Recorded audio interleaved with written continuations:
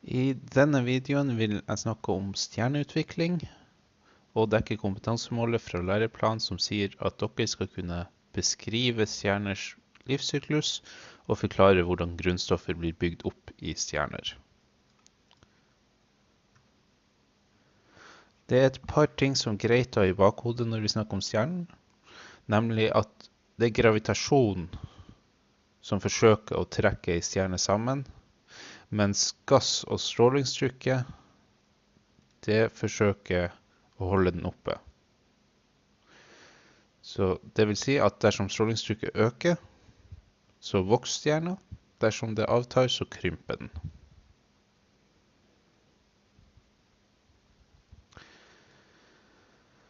Rommet mellom stjernen er fylt med støv og gass, men det er uhyre spredt.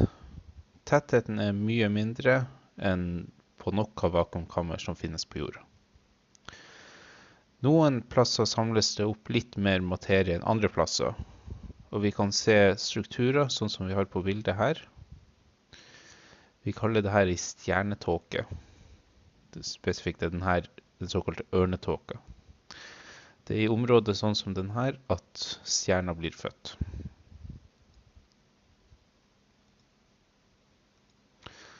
Det starter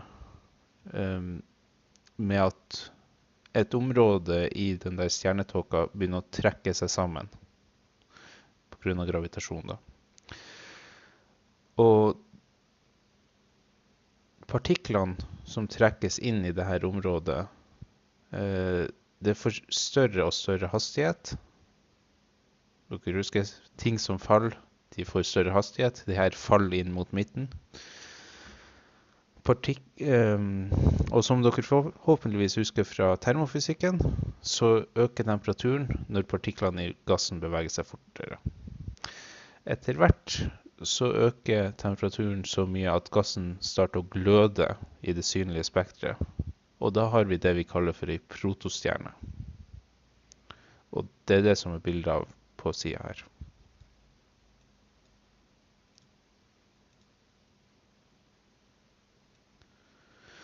Når temperaturen i kjernen til protostjernen når 5 millioner Kelvin, er det så varmt at hydrogen kan begynne å fusjonere til helium. Det kan skje enten via proton-proton-kjeden eller karbon-nitrogen-oksygenkjeden, som krever forskjellen mellom de to er at proton-proton-kjeden, der inngår det bare protoner, altså hydrogen. I CNO-serien så trenger du karbon som en katalysator. I begge tilfellene så er nettoresultatet at 4 hydrogenkjerner blir omgjort til en heliumkjerne, 2 positroner, 2 neutrinoer og en del gammastråling. Når dette skjer, så øker trykket utover i stjerna, og sammentrekningen stopper. Stjernen har da kommet i den stabile fasen, hvor den vil oppholde seg mesteparten av livet sitt. Alle de her stjernene som får energien sin fra fusjon av hydrogen til helium i kjerna, ligger i det området av Hertzsprung-Russell-diagrammet som vi kalte hovedserien. Hvor i hovedserien de havner, det bestemmes av massen dens. Det vil si, massen til det området som trakk seg sammen til å bli denne stjernen. En stor stjerne, den vil havne oppover mot venstre hjørne, og bruke opp hydrogenreservene sine raskt, slik at den raskt blir en superkjempestjerne. En kaldere stjerne, det vil si en mindre stjerne, vil havne nedover mot det høyre hjørnet og bruke opp hydrogenreservene sine mye langsommere. For de største stjernene så snakker vi om en levetid på, ja, det er jo forskjellig, men noen millioner år. Mens de aller minste stjernene, de har en levetid som er lenger enn universets alder til nå da. Dersom massen til protostjernen er mindre enn 8% av solmassen, så kommer den aldri til å bli varm nok til å begynne å fusjonere hydrogen. Og da får vi en såkalt brun dverg.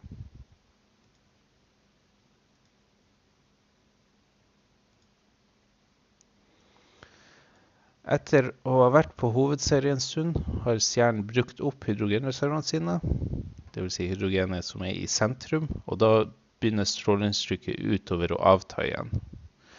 Da vil kjerna til stjerna trekke seg sammen, og kjerna blir da varmere, og til slutt så blir den så varm at helium kan fusjonere til karbon.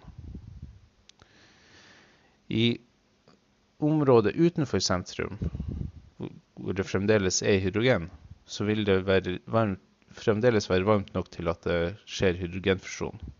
Så da har vi to områder, ett i midten der helium fusjoneres til karbon, og et skall utenpå hvor hydrogen fusjonerer til helium. Det økte strålingstrykket når denne ekstra fusjonen kommer i gang, det blåser stjerna opp til en såkalt kjempestjerne.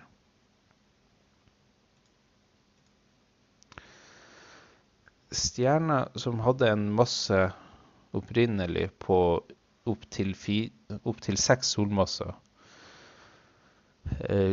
blir til en hvit dvergstjerne. Så når en sånn her kjempestjerne har fusjonert helium en stund, begynner den å gå tom for også helium i kjernen. Og da har vi to skall, ett med helium til karbonfusjon og ett med hydrogenfusjon. Og de skallene de begynner å bevege seg utover i stjerna. Etter hvert som stjerna begynner å bruke opp helium og hydrogen i nye områder. På ett punkt vil disse lagene ha beveget seg så langt utover at gravitasjonen ikke lenger klarer å motstå strålingstrykket. Og da vil de ytre lagene bli kastet vekk og danne det vi kaller en planetarisk tåke, som vi kan se et eksempel av her på siden. Den biten som ikke blir kastet bort, som blir igjen, det blir en hvit dvergstjerne som vil ha en masse som er mindre enn 1,4 solmasser.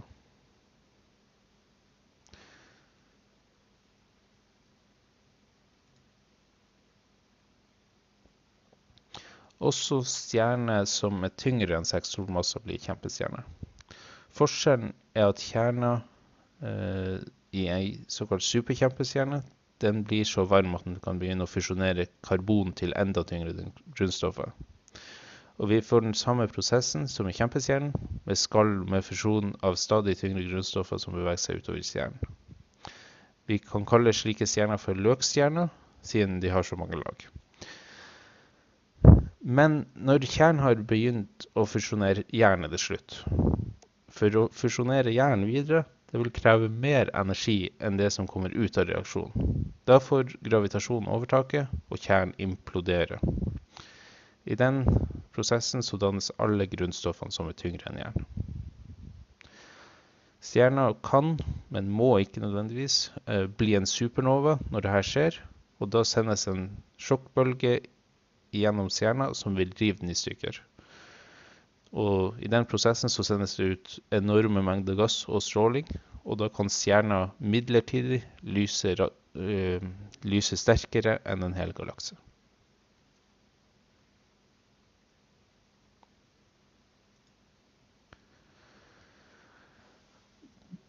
Dersom det ligger noe igjen etter en supernova-eksplosjon, og den har restmasse på mellom 1,4 og 2 solmasser, så får vi det som kalles en nøytronstjerne. Gravitasjonen under kollapsen til superkjempestjernen var så sterk at den presset elektronene inn i protonene og formet nøytroner. Og så fortsetter sammentrekningen inntil kjernen har trukket seg så mye sammen at trykket imellom nøytronene, de er så sammenpakket at trykket imellom nøytronene blir sterkt nok til å holde sola oppe. Og da kan den typisk ha en radius på sånn rundt 10 kilometer.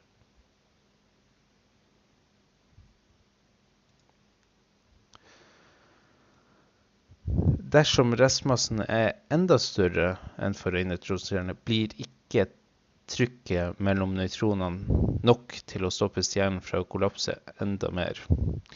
Og da kollapser den helt til et område uten utstrekning, for det er ingenting som kan stoppe den kollapsen da. Det det vi kaller en singularitet. Og det området så tungt at selv ikke lys kan unnslippe. Dersom det da befinner seg innenfor den såkalte hendelseshorisonten, og vi får det vi kaller et svart hull.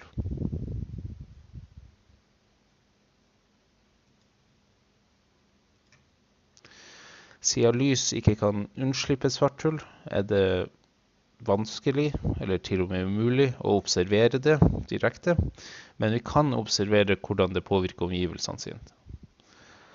Dette her bildet fra filmen Interstellar viser hvordan det kan hende at et svart hull ser ut på nært hold. Vi kan se selve hullet svart, men lys fra materie som faller inn mot en oppsamlingsdisk rundt det svarte hullet, det vil sende ut stråling. Grunnen til at vi får denne vertikale sirkelen er at det svarte hullet så tungt at det bøyer lyset fra baksiden, så det vi ser der egentlig baksiden av oppsamlingsdisken. Vi kan alternativt også se på tyngdekraften fra det svarte hullet, hvordan det påvirker stjerner som går i bane rundt det. Ja, det konkluderer den filmen.